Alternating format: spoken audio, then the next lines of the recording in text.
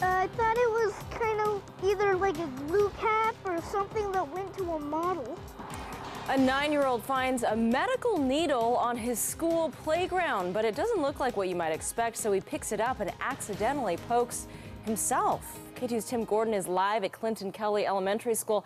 Tim, this boy runs the risk of now picking up a disease. He does, Anna. Hopefully the risk is pretty low, but he'll be tested over the next year to make sure that he hasn't picked up any disease like HIV or hepatitis. He and his parents want everyone to know it doesn't have to look like a long syringe to be a dangerous needle. I was walking over here and found the needle right on the ground, just about like right there. Simon Wiseman is a curious third grader, but if he had known this was a needle, he would have left it alone and called for an adult.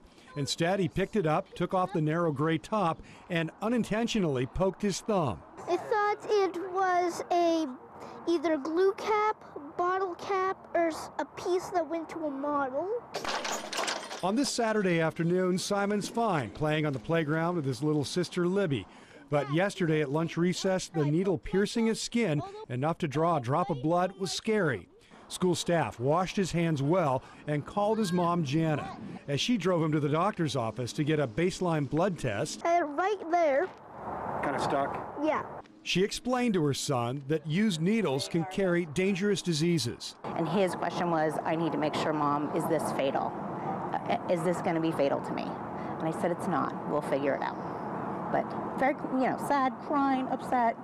I was. We were all freaked out. Simon says he's learned two things. One, people shouldn't leave needles around and put others at risk. And the lesson for kids? Never to pick up a needle and put it near your body.